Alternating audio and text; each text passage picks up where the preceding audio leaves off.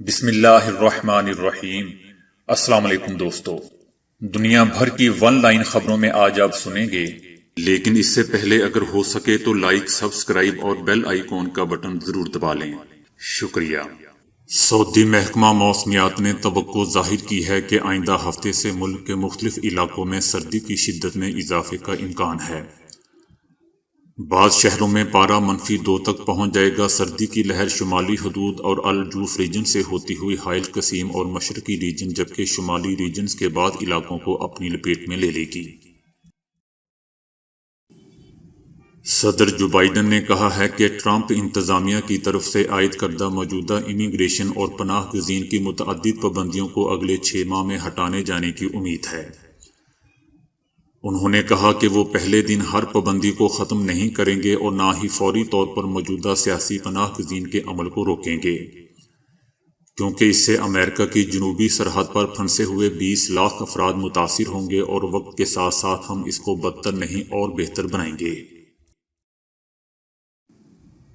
New Zealand کی حکومت نے نایاب پرندوں کی حفاظت اور انہیں الجھن سے بچانے کے لیے شاہراہوں پر نصب سٹریٹ لائٹس بند کرنے کا فیصلہ کیا ہے۔ سٹریٹ لائٹس کی وجہ سے جنوبی امریکہ سے سردیوں میں آنے والے پرندے پریشانی کا شکار ہوتے ہیں، جس کی وجہ سے ان کی اموات ہو جاتی ہیں۔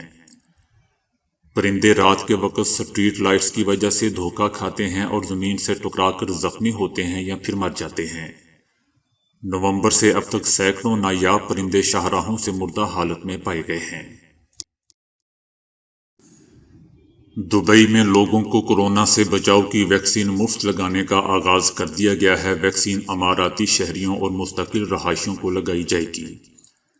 بائیو این ٹیک اور فائزر کی ویکسین کے انجیکشن آج سے دستیاب ہوں گے۔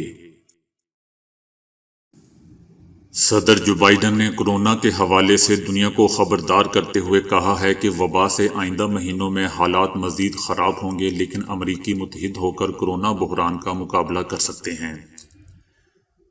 انہوں نے کہا کہ کورونا وبا کے حوالے سے آگے بہت تاریک دن دیکھنا باقی ہیں۔ وبا سے آئندہ مہینوں میں حالات مزید خراب ہوں گے۔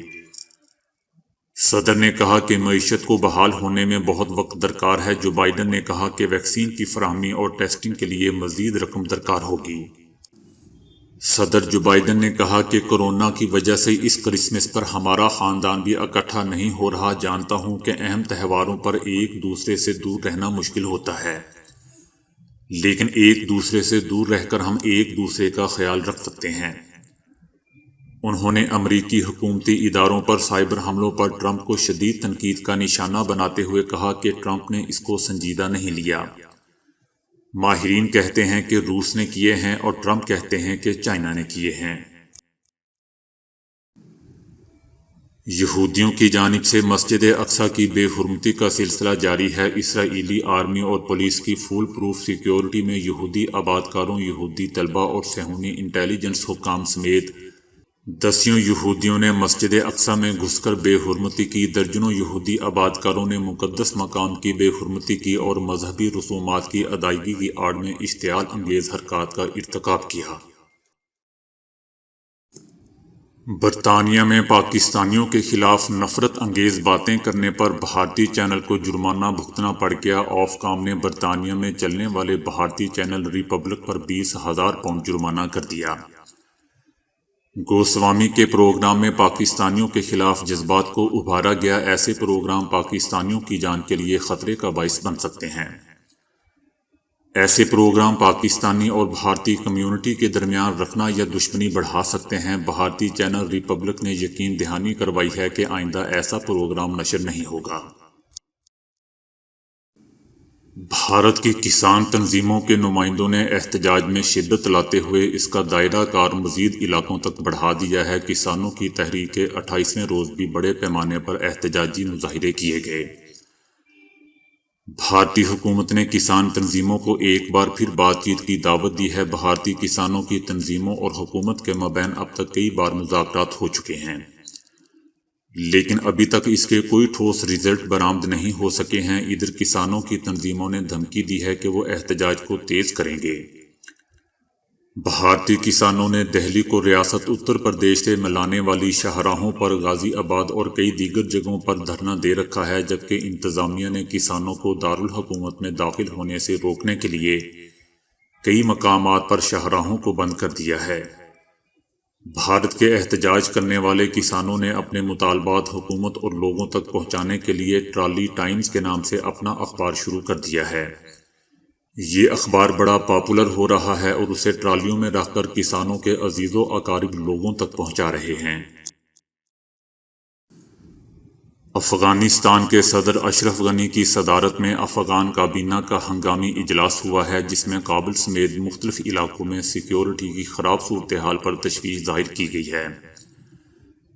شہر کابل گزشتہ دنوں بے دھڑپے حملوں کا نشانہ بن رہا ہے۔ امریکہ میں ایک شخص نے ریسٹورنٹ سے کچھ کھایا پیا نہیں، لیکن پورے سٹاف کے لیے $5,600 ٹپ دے دی۔ ایک شخص ریسٹورنٹ میں آیا اور مینیجر کو طلب کر کے $5,600 کا چیک بطور ٹپ دیتے ہوئے کہا کہ یہ پورے سٹاف میں برابر برابر تقسیم کر دیا جائے تاکہ وہ کرسمس کی خوشیاں منا سکیں۔ International Climate Action Network South Asia سمیت مختلف اداروں نے حال ہی میں ایک تحقیقی رپورٹ جاری کی ہے، جس کے مطابق 2050 تک موسمیاتی تبدیلی کے باعث سطح سمندر میں اضافے، خشک سالی اور اناج کی کمی جیسے مسائل پیدا ہوں گے، اور جنوبی ایشیا میں 6,20,00,000 سے زائد افراد اپنے علاقے کو چھوڑنے پر مجبور ہو جائیں گے، جن میں بھارتی مہاجرین کی تعداد 4,50,00,000 سے زائد ہوگی۔ جنوبی ایشیا کے ممالک پاکستان، بنگلہ دیش، بھارت، نیپال اور سری لنکا موسمیاتی تبدیلی کی وجہ سے نقل مکانی کی صورتحال کا تذکرہ کیا گیا ہے۔ رپورٹ میں مزید کہا گیا ہے کہ موجودہ معیار کے تحت 2030 تک جنوبی ایشیا میں نقل مکانی کرنے والے افراد کی تعداد 3,74,00,000 اور 2050 تک 6,29,00,000 ہوگی۔ وزیراعظم عمران خان نے کہا ہے کہ مہنگائی بڑھ گئی ہے اور تنخواہ دار طبقے کو ملنے والی تنخواہ کافی نہیں۔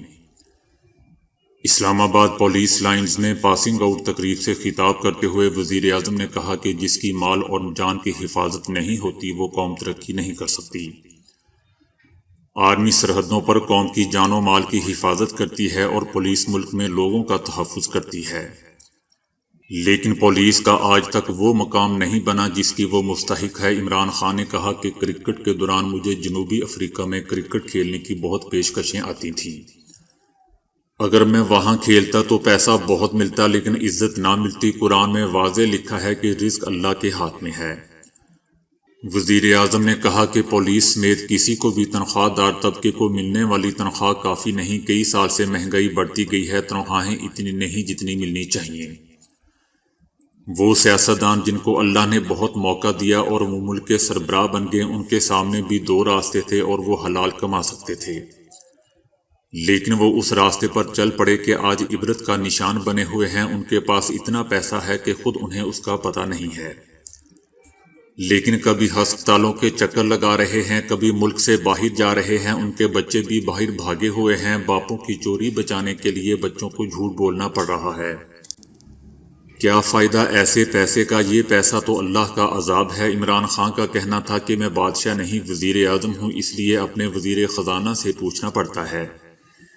انشاءاللہ اسلام آباد پولیس کی تنخواہ پنجاب پولیس کے برابر کرنے کے لیے حفیظ شیخ سے بات کروں گا۔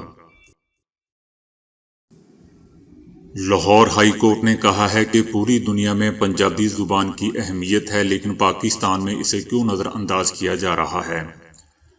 بتایا جائے کہ پنجابی کے فروغ کے لیے کیا اقدامات کیے گئے ہیں۔ تعلیمی اداروں میں پنجابی زبان ختم کر دی گئی ہے اور اوپن یونیورسٹی میں اسے مضمون میں شامل ہی نہیں کیا گیا، بلکہ بطور اختیاری مضمون پڑھایا جا رہا ہے۔ عدالتوں میں بھی کوئی پنجابی زبان میں بات تک نہیں کر سکتا۔